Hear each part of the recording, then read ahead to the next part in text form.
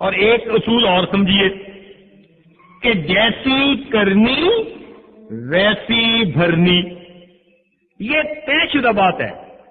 جیسی کرنی ویسی بھرنی. جو معاملہ ہم اللہ تعالیٰ کے ساتھ کریں گے اللہ تعالیٰ کا وہی معاملہ ہمارے ساتھ ہوگا. چنانچہ حدیث پاک میں فرمایا گیا انا عند ظن عبدی بی، میں بندے کے ساتھ اس کے گمان کے مطابق معاملہ کرتا ہوں. ہم نیک گمان رکھیں گے اللہ خیر کا فیصلہ کریں گے. ہم دل میں بدگمانیاں لائیں گے اور جی ہماری دعا قبول نہیں ہوتی، کاروبار نہیں چلتا، ہم تو بڑے پریشان ہیں، تو اللہ تعالیٰ پھر ہمارے ساتھ ویسا معاملہ فرمائیں گے. تو بات سمجھ لیجیے، جیسی کرنی ویسی بھرنی.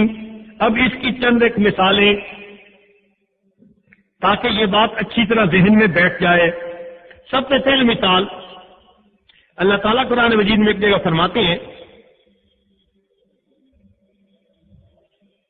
تہجد گزار لوگوں کے بارے میں، وہ لوگ جو رات کو اٹھ کر اپنے پروردگار کی عبادت کرتے ہیں، ان عبادت کرنے والے بندوں کے بارے میں فلا تعلم نفس ما اخفی لهم من قرۃ اعین، کوئی جی نہیں جانتا کہ ان کی آنکھوں کی ٹھنڈک کے لیے اللہ نے کیا تیار کر رکھا ہے.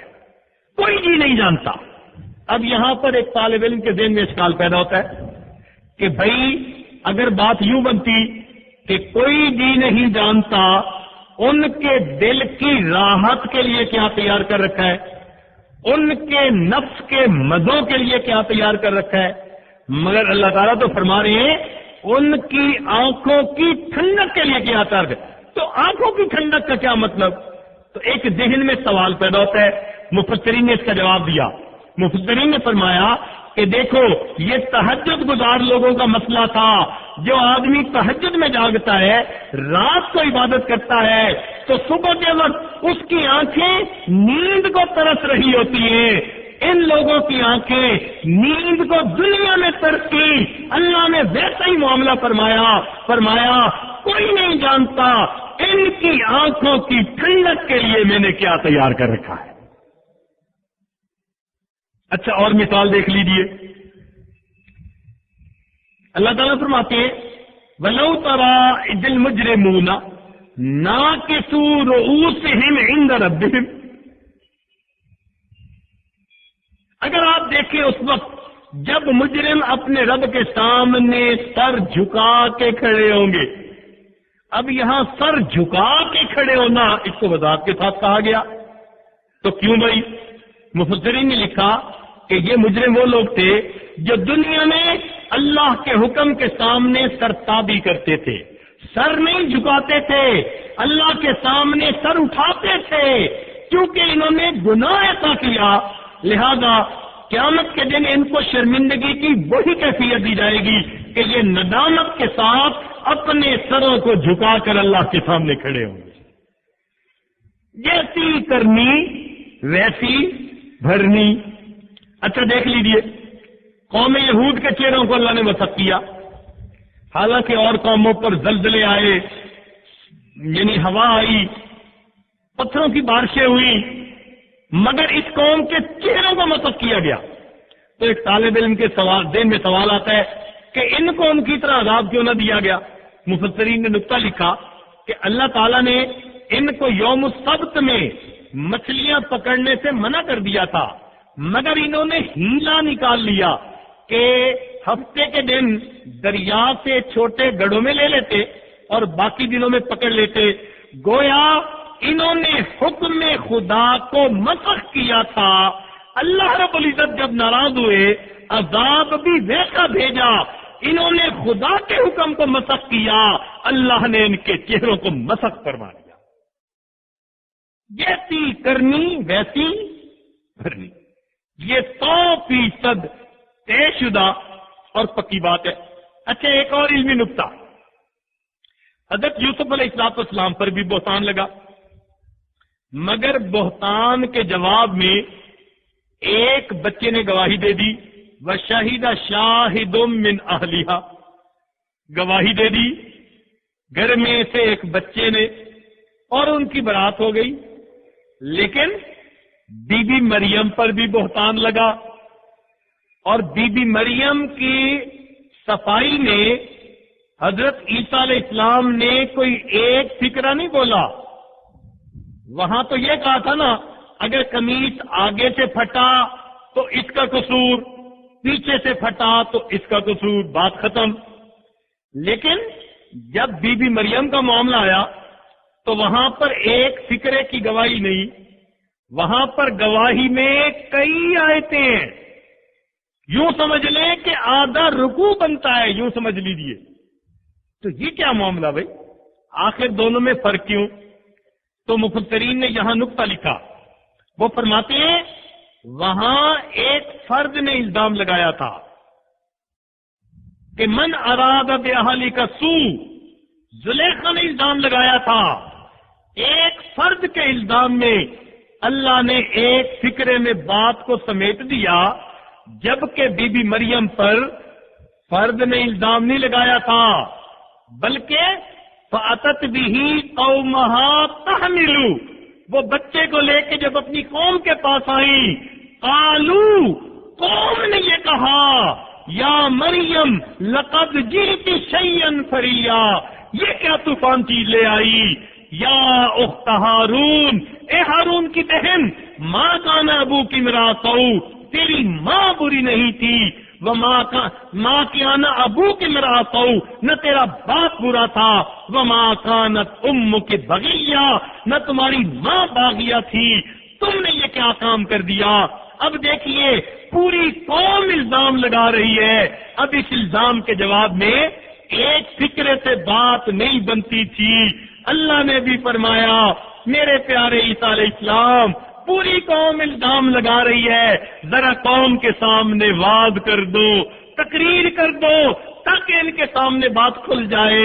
چنانچہ وہ بولے اور بول کر کہتے ہیں کہ انی عبد اللہ آتانی الکتاب وجعلنی نبیا وجعلنی مبارکا اینما کنت واوصانی بالصلاۃ والزکاۃ ما دمت حیا وبرا بوالدتی ولم یجعلنی جبارا شقیا۔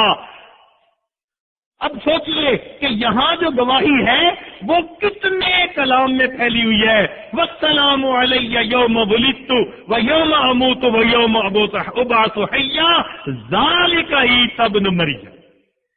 کیوں؟ ایک بندے نے جو ہے الزام لگایا، اللہ نے ایک فکرے میں گواہی دلوا دی، یہاں مجمع الزام لگا رہا ہے، اور مجمع کے سامنے پھر فکرے سے بات نہیں بنتی، وعظ اور تقریر سے بات بنتی ہے۔ لہذا سیدنا عیسیٰ علیہ السلام نے قوم کے سامنے چھوٹا سا وعظ فرما دیا اور اپنی والدہ کی براءت کو ظاہر فرما دیا۔ تو جیسی کرنی ویسی بھرنی۔ اچھا ایک اور مثال دیکھیے کہ حضرت آدم علیہ السلام نے چند دانے گندم کے استعمال کیے اور ان کو جنت سے نکال دیا گیا۔ اب ایک طالب علم کے ذہن میں ایک سوال پیدا ہوتا ہے کہ چند دانوں کے بدلے جنت سے زمین پر اتار دیا گیا، اتنی چھوٹی سی بات پر۔ تو اللہ رب العزت نے یہ بھی قانون بنا دیا کہ امت محمدیہ میں ایسے بھی بندے آئیں گے کہ ایک مد جاؤ، یعنی اگر چند دانے وہ جاؤ کے اللہ کے راستے میں استعمال کر دیں گے، اللہ تعالیٰ ان کے لیے جنت کو واجب فرما دیں گے۔ چند دانے گندم کے بدلے اگر نکلے تھے تو اللہ نے پھر قیمت بھی تو اتنی آسان کر دی کہ اس امت کے کچھ لوگ ایسے ہوں گے مٹھی اٹھا کر کسی فقیر کی جھولی میں ڈال دیں گے، اللہ ان چند دانے گندم دینے پر انہیں دوبارہ جنت میں داخلہ عطا فرما دیں گے۔ تو جیسی کرنی ویسی بھرنی۔ اچھا ایک مثال اور سنیے، بنی اسرائیل کی توبہ کے لیے قانون یہ بنا کہ یہ لوگ اپنے گھروں سے باہر نکلیں، آسمان پہ بادل آ جائے گا اور یہ اپنے جسم پہ چھریاں ماریں۔ فَاقْتُلُوا أَنفُسَكُمْ، تم اپنے آپ کو مارو، قتل کرو۔ تو ان کے خون بہنے پر اللہ تعالیٰ نے توبہ کی قبولیت کا جو ہے وہ اندیا دے دیا کہ ہم توبہ قبول فرما لیں گے۔ مگر امت محمدیہ کے لیے تو معاملہ اور ہے. کوئی بندہ اگر تنہائی میں بیٹھ کر اپنے دل میں گناہ پہ نادم ہو جائے تو فرمایا الندم توبۃ، ندامت توبہ ہوتی ہے اور توبہ پر اللہ گناہ معاف فرما دیتے ہیں. تو یہ عجیب معاملہ، وہاں خون نکل رہا ہے اور یہاں بس دل میں ارادہ کرنے سے ہی چلو توبہ قبول ہو گئی. تو یہ فرق کیوں ہے؟ طالب علم کے ذہن میں ایک سوال پیدا ہوتا ہے. علماء نے اس کا جواب یہی دیا، فرمایا جب موسیٰ علیہ السلام نے قوم کے سامنے اللہ کے پیغام پیش کیا تھا تو قوم نے آگے سے جواب دیا تھا لن نؤمن لک حتی نر اللہ جہرتن، اے موسیٰ علیہ السلام ہم آپ کی بات کو نہیں مانیں گے جب تک واضح طور پر اللہ کی کوئی نشانی نہیں دیکھیں گے، اللہ کو دیکھ نہیں لیں گے. چونکہ انہوں نے عیانی دلیل مانگی تھی، بین دلیل مانگی تھی، جب ان کی توبہ کرنے کا وقت آیا اللہ نے بھی قانون بنا دیا، میرے بندو توبہ کرنا چاہتے ہو اب تم بین دلیل دو، جسم سے خون نکال کر دکھاؤ تم اپنی بات میں سچے ہو یا نہیں. لیکن جب امت محمدیہ کے سامنے اللہ کے محبوب نے پیغام دیا اللہ کا، انہوں نے بغیر دلیل کے مانگ لیا، کوئی دلیل نہ مانگی. نتیجہ کیا نکلا؟ اللہ نے قانون بنا دیا کہ میرے یہ بندے بغیر دلیل میرے اوپر ایمان لا رہے ہیں، جب گناہوں سے توبہ کریں گے دل میں ارادہ کریں گے میں کوئی بین دلیل نہیں مانگوں گا، دل کے ارادے پر ان کے گناہوں کو معاف کر دوں گا. جیسی کرنی ویسی. اب ایک آخری مثال آپ سن لیجئے. اب رہا چلا بیت اللہ شریف کو گرانے کے لیے اور اپنے سامنے ہاتھیوں کا لشکر لے کے آیا. بڑا مان تھا اس کو، بڑا ناز تھا اس کو. لیکن ہوا کیا کہ اللہ تعالیٰ نے چھوٹے سے پرندوں کو بھیج دیا جنہوں نے کنکر مارے، فجعلناہم کعصفٍ مأکول، کھائے ہوئے بھوسے کی طرح ان کو بنا دیا. اب یہاں پر ایک طالب علم کے ذہن میں ایک بات پیدا ہوتی ہے کہ یا اللہ، ابرہا کے ہاتھی زمین میں بھی دھس سکتے تھے، ابرہا کے ہاتھیوں میں بیماری بھی پھوٹ سکتی تھی، مگر ابرہا کے ہاتھیوں کو، لشکر کو اللہ تعالی نے ان چھوٹے پرندوں سے مروا دیا. اس کی کیا وجہ؟ تو علماء نے اس کے کئی جواب لکھے. ایک بہترین جواب تو یہ لکھا، فرمایا کہ جانوروں میں ہاتھی سب سے زیادہ طاقت والا جانور ہوتا ہے. اتنی طاقت ہوتی ہے کہ ابھی چند دن پہلے ایک اخبار میں خبر آئی تھی کہ ایک ہاتھی پر 4 شیروں نے حملہ کیا اور پوری رات کوشش کرتے رہے اور اس ہاتھی کو نیچے نہ گرا سکے. اخبار میں اس کی تصویر دی ہوئی تھی. ہاتھی کے اندر اتنی طاقت ہے کہ 4 شیر پوری رات اس کو کاٹتے رہے، گرانے کی کوشش کرتے رہے اور اس کو نیچے نہیں گرا سکے. اتنی اللہ نے طاقت دی ہے. تو چونکہ جانوروں میں ہاتھی میں طاقت سب سے زیادہ ہوتی ہے، لہذا اب رہا ہاتھیوں کا لشکر لے کے آیا تھا تو اللہ تعالیٰ نے فرمایا کہ تو سب سے زیادہ طاقتور جاندار کو لے کے آیا ہے تو میں تمہارے مقابلے میں سب سے زیادہ کمزور جاندار کو لے کے آتا ہوں، ننھی سی جان پرندے کی، اور میں اس ننھی کی جان سے تمہارے ہاتھیوں کو مروا دکھا دیتا ہوں. اور یہ جواب بھی بہت اچھا جواب اور بہترین جواب ہے. لیکن بعض مفسرین نے ایک عجیب نقطہ لکھا ہے. سبحان اللہ، عجیب بات لکھی ہے. وہ فرماتے ہیں جیسی کرنی ویسی بھرنی. اب رہا چلا تھا ایک نیت کے ساتھ، توجہ سے سنیے، طلباء کے لیے ایک عجیب علمی نقطہ. اب رہا چلا تھا ایک ارادے کو لے کر، کیا کہ میں بیت اللہ کو گرا دوں، مٹا دوں اور یمن میں ایک گھر بناؤں گا اور اس کو عزت والا گھر بنا دوں گا.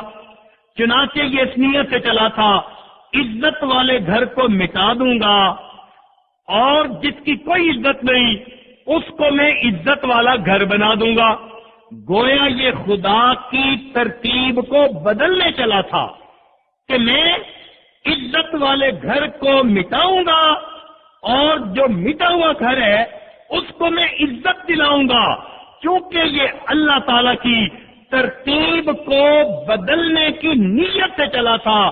اللہ نے معاملہ بھی ایسا ہی فرما دیا، فرمایا کہ میرے بندو، عام دستور کے مطابق انسان صیاد ہوتا ہے اور پرندے اس کا صید ہوتے ہیں، انسان تیر پھینکتا ہے، پرندے شکاروں کے گرتے ہیں۔ یہ ترتیب بدلنے چلا تھا، میں بھی آج ترتیب بدل کے دکھاتا ہوں۔ آج میرے پرندے وہ شکاری بنیں گے، انسان ان کا شکار ہوں گے، وہ کنکری پھینکیں گے، میں ان انسانوں کو کھائے ہوئے بھوتے کی طرف بنا کے رکھ دوں۔